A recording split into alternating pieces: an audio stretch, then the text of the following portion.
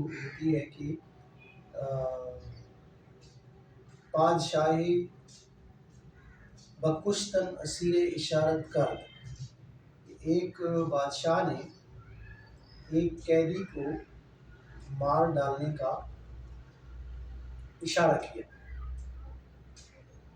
تو اس نے کہا، اے ملک موجب خشمے، کہ تو جو مجھ پر غضبناک ہو رہا ہے، اے بادشاہ اس غصے کے سبب جو تو مجھ پر کر رہا ہے، مجھ پر یہ تکلیف مت ڈھونڈ، اس لیے کہ یہ سزا ایک لمحے میں، ایک سانس میں پوری ہو جائے گی اور اس کا گناہ تجھ پر ہمیشہ رہے گا۔ بادشاہ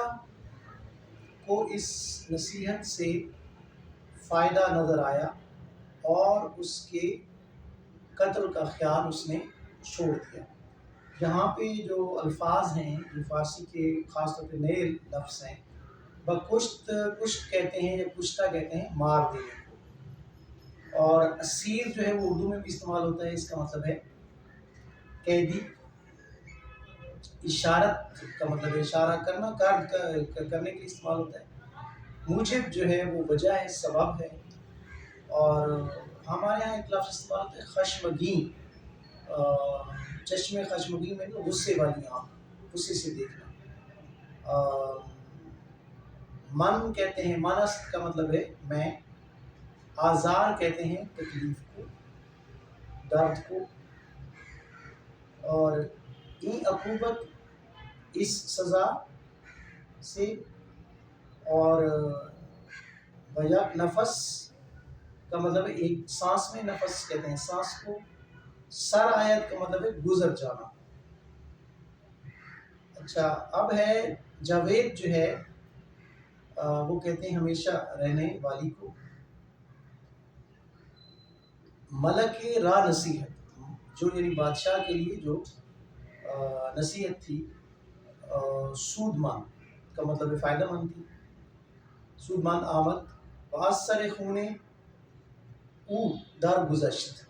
اور اس نے اس کے قتل کرنے کا جو ارادہ تھا اس سے درگزر کیا، اس کو چھوڑ دیا۔ اب یہاں پر یہ ایک اہم سوال ہے کہ بادشاہ جو ہے وہ یہ دکھایا گیا ہے کہ بادشاہ ہوتا ہے، وہ اگر کسی کو سزا دے، کسی کو چھوڑ دے، اس کے پاس بڑا اختیار ہوتا ہے۔ آج بھی کئی ملکوں میں، ہمارے ملک میں بھی، اگر صدر مملکت یعنی سپریم کورٹ اگر سزا آخری برقرار رکھی تو اس کے بعد جو صدر مملکت ہے اس کے پاس اختیار ہے کہ وہ اس کی سزا معاف کر سکتا ہے، یعنی آخری اپیل جو ہے وہ پریزیڈنٹ کے پاس ہوتی ہے۔ اسی طریقے سے پرانے بادشاہ دوبارہ ان کو تو کوئی پوچھنے والا بھی نہیں تھا، کوئی قانون قاعدہ جو بھی کہتے تھے وہ بن جاتا تھا۔ اب جب وہ قتل کرنے کا ارادہ کرتا ہے تو یہاں پر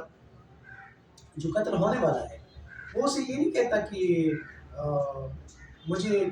کیوں مار رہا ہے، مجھے زندگی کی بڑی ضرورت ہے اور میں تو اور ابھی جینا چاہتا ہوں۔ اسے ایک جملہ کہتا ہے کہ اگر مجھے تم نے قتل کر دیا تو آخرت میں تمہارے لیے بہت بڑا مسئلہ بن جائے گا۔ تو اس لیے وہ اس کو ایک نکتہ یہ سمجھانا چاہتا ہے کہ جو آخرت کی جو سزا ہے وہ اس معمولی سزا سے کہیں بڑی اور بڑھ کر ہو۔ تو یہ جو ایک جملہ ہے جو کلک کرتا ہے بادشاہ کو، چنانچہ وہ اس کو اپنے خیال کو ترک کر دیتا ہے اور وہ اتنے بڑی یعنی جو فیصلہ کر چکا ہوتا ہے اپنے اس کو وہ ریویو کر لیتے، اس کو رجوع کر لیتے ہیں۔ تو اس حکایت کو جو آپ یعنی جب آپ اس کی تشریح کریں گے تو کم از کم آپ نے دو نکتے ضرور بیان کرنے ہیں کہ بادشاہ کا جو عمل ہے اور جو قیدی کا جو جملہ ہے اور اس جملے کے اندر جو پاور ہے، اس کی جو قوت ہے، اس نے کہاں تک کام کیا۔ اور یہ بھی ایک یعنی اس میں بھی ایک نکتہ ہے کہ جب آپ کو کوئی نصیحت کرتے ہیں تو کیا اس میں کوئی ایسی چیز ہے